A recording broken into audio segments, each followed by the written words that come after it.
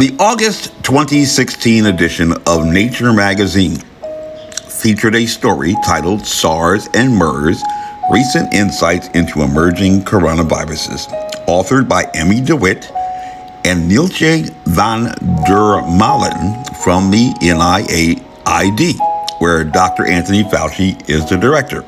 And they were joined by Daryl Falzerano and Vincent J. Munster from the Vaccine and Infectious Disease Organization, International Vaccine Center and Department of Veterinary Microbiology at the University of Saskatchewan.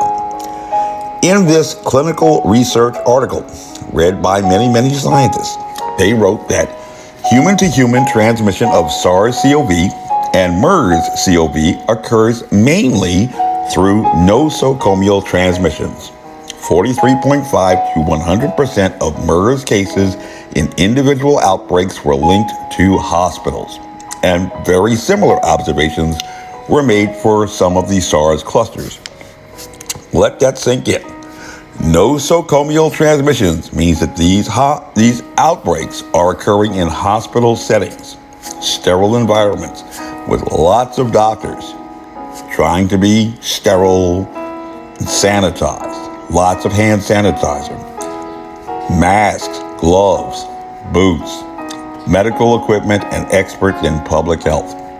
But this is where 43.5 to 100% of the outbreaks from MERS were reported to have occurred.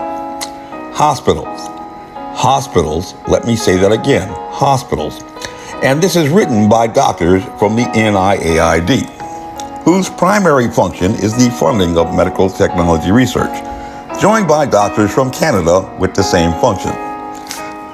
The preceding paragraph in this article tells us a little more about what these doctors know about MERS, which form the basis of their later conclusions about all of the outbreaks occurring in the hospitals with MERS.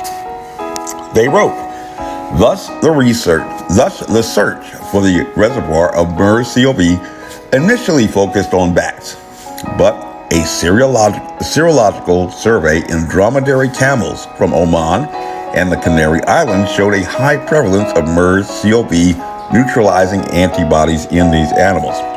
Let that sink in. Hospitals and dromedary camels, and no bats. And they continue. In addition, MERS-CoV RNA was detected in swabs that were collected from dromedary camels at a farm in Qatar that was linked to 2 human cases of MERS. An infectious virus was isolated from dromedary camels in Saudi Arabia and Qatar. Serologic evidence from the circulation of MERS-CoV-like virus in dromedary camels has been obtained in the Middle East, Eastern Africa, and Northern Africa, dating back as far as 1983. Dromedary camels in Saudi Arabia harbor several viral genetic lineages, including those that have caused human outbreaks. Pause here. We now have a reference to outbreaks, 43.5 to 100%, that are occurring in where? Nosocomial settings, or in hospitals, not farms. But apparently, according to these clinicians, there are patients in the sterile environments afforded by hospitals, but which nonetheless have caravans of infected dromedary camels parading through on a frequent and recurring basis, causing outbreaks. And we are being provided this information by doctors who promote the development of vaccines, incidentally. Let us continue. Taken together, these data strongly point to the role of dromedary camels as a reservoir for MERS-CoV. The ubiquity of infected dromedary camels close to humans and the resulting continuing zoonotic transmission may explain why MERS-CoV continues to cause infections in humans, whereas SARS-CoV, without the continuing presence of an infected intermediate host with relatively infrequent human-bat interactions, has caused no more infections in humans. Did you get all of that? The ubiquity of infected dromedary camels close to humans in nosocomial settings or hospitals, not farms, are the resulting continuing zoonotic transmission may explain why MERS-CoV continues to cause infections. Does anyone else see a problem here? On February 24, 2020, after completing a review of over 55,000 laboratory-confirmed cases of COVID-19, a bat coronavirus, veteran epidemiologists concluded that they had found less than 5% in secondary infections amongst close tracer contacts, a less than 5% infectious pathogen. Yet in April,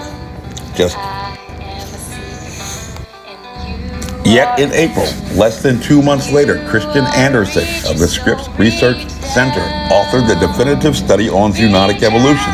According to the World Health Organization, a zoonosis is an infectious disease that has jumped from a non-human animal to humans. So Christian Anderson and the most recent WHO definitive study on the zoonotic evolution of a novel coronavirus, which concludes that the least likely scenario is that the pathogen had been bioengineered or had been cultured in a laboratory, have proposed that some unknown animal somehow infected a human who in turn acquired an infection from a less than 5% infectious pathogen. So, you look like an intelligent person. Tell me how that becomes a pandemic that spreads all around the world. And so here is the truth. My name is Major Mike Webb. And by God, I am running for governor of Virginia.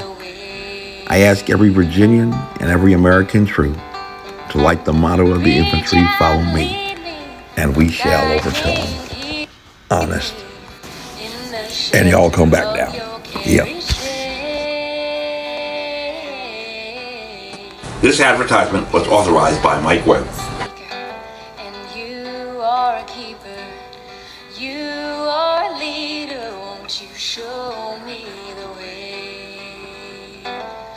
You are a leader. Won't you show me the way? And y'all come back now. Yep.